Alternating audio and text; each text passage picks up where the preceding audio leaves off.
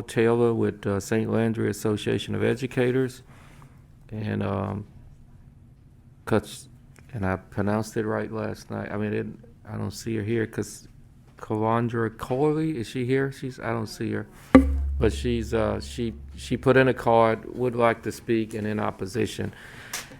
Uh, let's hear from you, Mr. Taylor. Thank you, Senator Fields. Thank you, Senators. Jamal Taylor, St. Landry Association of Educators. I'm additionally the chair of the COVID Action Task Force for the Louisiana Association of Educators. I would say the same thing I said last night. Today I'm sitting here listening to testimony and I'm heartbroken.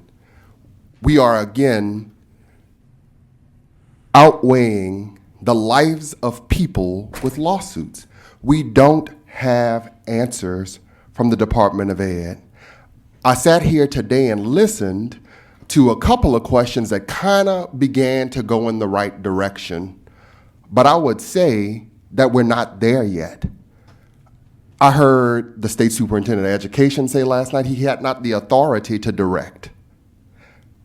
We now have heard testimony that the school boards are going to decide. I would bet to wager to each senator here that the likelihood that they have a medical degree is very small.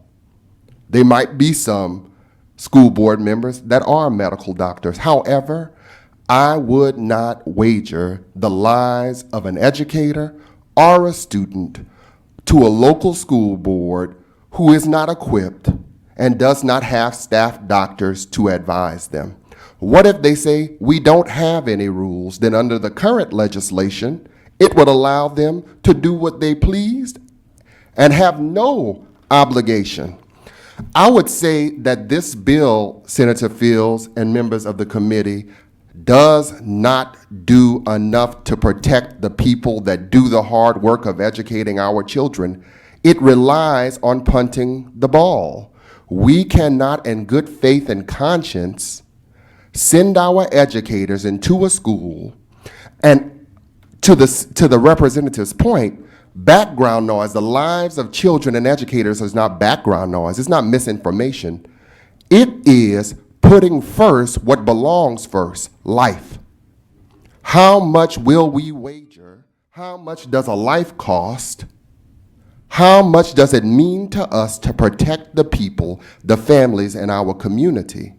I heard testimony today that said, maybe, I don't know. I can tell you what I've heard from members. They don't support this bill. It does not do enough to protect them. And for this Senate to take up a piece of legislation that basically says there's no obligation from the state, besides if Bessie says this is a rule, they are also not a group of medical doctors, then it leaves us open to a situation left to interpretation from a group of people that are not doctors. And the hope is that they'll consult them. We can hope that, but that legislation doesn't address that either. I'm not trying to come up here and push and say that I think that this is a bad idea. I don't think it goes far enough to protect educators. I don't think it goes far enough to protect children. I don't think it goes far enough to protect our communities. And quite frankly, on its basic face, what it does is protect us from legal liability. What a wonderful thought, that we would protect the school boards from liability because their budgets might be hit. But I want you all to realize what would come first in that situation. The death of someone, the serious illness of someone would come first to that. And so we've done nothing to protect those people, but we'll protect the financial interest because we don't want someone to go bankrupt. What a novel idea. I hope that each of you search your conscience, sends this back for some more conversation and discussion, and hopefully we can get it right before this special session is ended. But what we cannot do, what we should not do, is barter, gamble the lives of children, of our educators, and our communities in this state. And I mean no disrespect to the representative. I appreciate the context with which he came today and presented his case. I will not wager the life of anyone, particularly a life that I didn't give. We have to do better. we must engage the stakeholders, and we must look to our educators in the classroom and our doctors in the medical profession to fix this bill before we pass it. Because if we pass it today, we're saying to the educators in this state, we want to make sure we don't get sued. You might die. We got to rush back to school, but we want to make sure we don't get sued first. Folks, I want you to think about the message that this bill sends to our educators and our families. Mr. Chairman, I yield back. Yeah, we have a question from Senator Talbot. Thank you, Mr. Chairman. When you say the members don't support the bill, where are they? I mean, I haven't gotten one email. I haven't gotten one. There's no red cards. There's nobody here. I mean, I'm sure there's some people that don't support it, but I mean, where's the opposition? Thank you, Senator Talbot, for your question. I don't know if you particularly presume that people would come upon adjournment, which many people don't know what that means, to a meeting of the Senate. And I also am troubled by the context of the question, as if no person, I'm a human being sitting in this chair, No, and I know that. I'm sorry, Senator, you want me to answer your question? Yeah. Thank you. And so I'm sitting here, you said no one, which would indicate to me as a former English teacher that I'm no one and I am somebody sitting here in this seat on behalf of a group of educators that I was elected to represent, saying to you that my members that I was elected to represent, much like you sit in that chair and represent a group of people, they don't stand behind you, but by effect of your office, you represent them. And so I would say to you that I represent the members that elected me to come here today and speak on their behalf. Okay. First off, it's preposterous for you to suggest that I think that you're not a person. You were just saying the members. I thought you meant you're saying teachers, plural, like statewide, don't support this bill. We just heard from the LFTA representative that they don't oppose the bill. They didn't put in a red card. I know there are other teacher union groups that, I mean, I don't believe there are any red cards from them. But, I mean, obviously you represent that group that doesn't support it. I get it. What is your suggestion other than Representative Mincy's bill? I mean, I have faith at Kay Brumley. I have faith in our superintendents.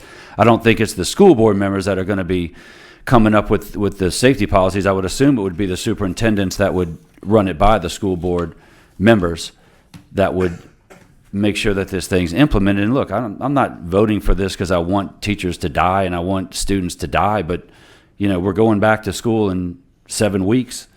I think we need to take some action. So I guess my question is, what would you have us do other than this? I think that there are several days between then and now that some additional language could be included. I don't think that this is horrible, and I said that as well. However, I think that there are several questions that were asked today that lend itself to the idea that this is not solid enough a piece of legislation. I agree with you that our state superintendent of education probably could, but what I heard today in testimony was testimony that seemed to me to try to block him and punt to Bessie the authority to promulgate rules. And so I would say to you that if we have a state superintendent of education who's a full-time employee of the state and some elected officials who are there part-time, we should probably rely on the authority of the state superintendent of education and his coordination with LDH, as opposed to Bessie promulgating a set of rules that have to go through a bureaucracy first. We are in an emergency, Senator Talbot, but I would say to you that we need to make sure that we have rules in place and empower the people that need to be empowered to do the things that we need to do. Well, I think we're doing that. And look, we got time. I mean, it won't be, it'll be read in the record probably Sunday, Chairman Fields, and then probably up on the Senate floor debate on Monday, and then probably go into concurrence or rejection of concurrence on Tuesday. So, I mean, there's still time for language, but I'll reach out to Superintendent Brumley and touch base with him. But I think the things you're saying to get those stakeholders involved, it sounds like we're doing that. But I appreciate your testimony, and Mr. Chairman, at the appropriate time, I move favorable. All right, thank you, Senator. And also, Mr. Taylor, I would like to work with you, and if there are any issues you want to have brought forward, if this bill passed the committee, it has to go to the floor. So, and I'll make sure you have all my contact information. as well. Senator Fields, can I? We have can I- Senator, no, let me get, I'm sorry, let me get, because we're hearing from the opposition now. Let me get Senator Mills, and then we got one other person who wished to speak in opposition. And then I go back to you, Representative. Thank you, sir. Okay. I just, Thank you, Mr. Chairman.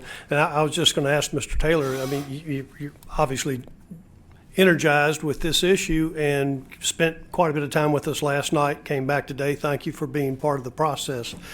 You may consider sitting down with your attorney or your representative, state representative, and bring a bill to us. I mean, you've got ideas. Why don't you memorialize them and bring them to us? This bill, basically came to us, and it's probably the best path for you to do.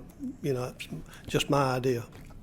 If I may, Senator Yes, sir. Fields. Thank you so much, Senator Mills. I appreciate the support and advice that you've provided to us. I wish that we would have gotten consulted when the bill was drafted. I think that when we assume the best, when we operate in concert with one another, then we don't end at this place before a body of elected officials that are guardians of our law to protect from pieces of legislation being passed. I think that the issue that I have here is that we weren't consulted at the drafting of this bill, and I think at some point a couple of pieces were added, and we are fighting to get them added up against a deadline. And so though I appreciate the sentiment, I would challenge everyone that drafts a piece of legislation that impacts teachers in a classroom that are not in a classroom to come to the teachers and ask them their opinion. I've not seen one survey. I've not seen one parent survey. I heard Senator Jackson ask questions that she had talked to students about, but where you're going to pass pieces of legislation that impact a group of educators, it's like me passing a piece of legislation that impacts police. I'm not out there getting shot at. I need to make sure that we have their input. Very similarly, I would suggest that we need to get the impact of educators. They're on the front lines. And so I appreciate that, and I will talk on our side, but I think that this committee has time to say, you know what? We got enough time to bring it to the floor another day. I think you have until the 30th. There's some time to slow this down. Let's have a conversation about it. Just because you can do something does not mean you should. All right, thank you. All right, Senator Abraham, you have a, Senator Abraham. I guess I don't want to get in a long discussion here, but I guess I'm really missing something here. It seems like that the issue of protection and guidelines, you should be directing, and I wasn't here all the time last night, you should be directing that to the Department of Education and LDH. They're the ones that are in charge, in a sense, of protecting everyone. This is just a liability issue here. I mean, the guidelines of all what they're supposed to do to protect the students and the teachers, that's what LDH in the school Department of Education is doing. To me, you got to tell them, hey, if you want stricter guidelines, tell them to go stricter guidelines. They're the ones that are promoting all the guidelines. We're not doing that. So I'm just kind of missing it. I'm sorry. Senator Okay. Fields, if I may. All right, real quickly, Mr. Yep, sure. Mr. Taylor, if you don't mind. I'm sitting here and I'm troubled. Yes. As a man in America, I'm troubled that what I've heard is direction you should have. What you need to do is, and perhaps I'm lost for words here, but I believe that there's a piece of legislation that impacts educators before this body. The Secretary of LDH and the state superintendent of education said on yesterday to this very body, I cannot do anything but make recommendations. I have no authority, none, to effectuate a directive on local districts. And so I could talk to them. They'll include that in their list of recommendations that people can or cannot follow. But what I want to impress is, I'm not here because I'm trying to battle and just pick a piece of legislation to pick on. What I'm saying is we don't want to get sued, so let's make sure we don't get sued before let's protect people and make sure that there's a process to protect those people. Okay, I think I understand what you're saying. And I'm not saying you need to do it. You're just saying that, and I wasn't here all last night, you believe there should be more directive on all these guidelines, more stronger enforcement of certain guidelines at the school board level. Okay, I get it. From the state to the Okay. school board level, Okay. the state superintendent should be able to say, you I do got this. it. Thank you. All right. And Mr. Taylor, what I will certainly do is make sure that LAE, Mr. Representative, LAE and LFT, if y'all can have a discussion, if the bill passes out of the committee tonight, if you all can have a discussion before it hits the floor, would be greatly appreciative, if y'all can do that. All right, with that said, thank you very much, sir. Thank you. Now, we have one last person who wished to be heard in opposition, and that's Maria Herman with the Step Up Louisiana. She's not here? All right. She has a card in opposition, wish to speak. And there are 2 emails we have in opposition. One from Amanda McDaniels in opposition. And the SPLC Action Fund in opposition, both sent emails. All right, members, you have, you want to close on your, Senator Mizell, I'm sorry. No, I just wanted to make a motion that, I know we've got a motion favorable on the bill, but I wanted to make a motion that we would allow staff to combine the amendments so that when we go to the floor, we'd have one amendment. And make the technical changes necessary to merge those Like three it. sets. Yes. Okay. Thank All right, you. and we can take care of that, Jeannie? Yes, sir. All right, Representative, to close on your bill. Yes, sir. Look, I didn't want to go here, but I can't leave without going there. We just heard a very passionate plea of cooperation and working together, but there's just a lot of confusion that's going on.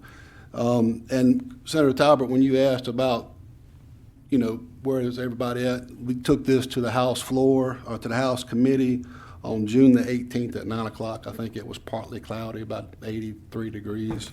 And no one was there in opposition, including the gentleman that was just here and his organization, not the first person. They were also, LAE was also approached by the people that helped with this bill on Friday to give us language that they wanted to incorporate in this instrument.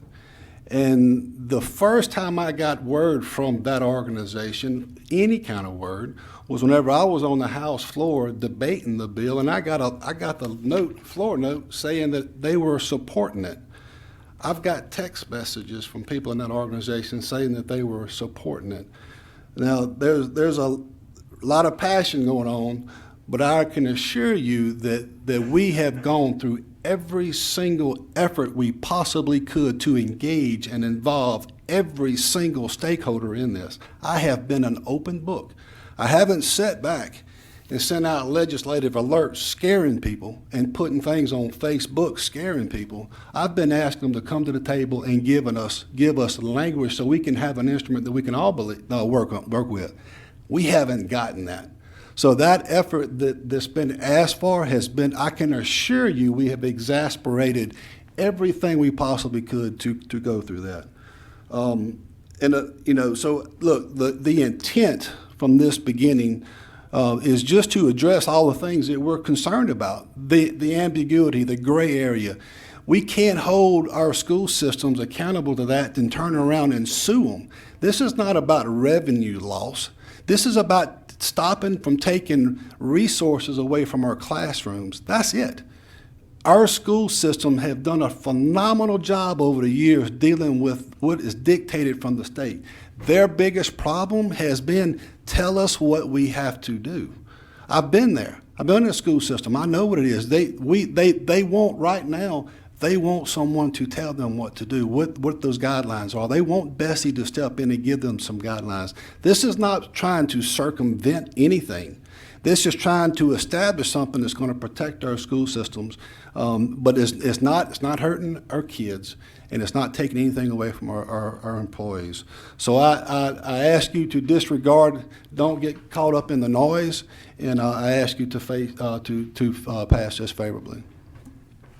All right, you've heard the testimony on House Bill 59. I think Senator Talbot moved that House Bill 59 be reported favorable or reported as amended. Any objections to reporting the bill as amended? Hearing no objections, the House Bill 59 is reported as amended. Members, there is no further business before the committee. Senator Mills moved that the committee stands adjourned. Thank you, Chairman. Y'all have a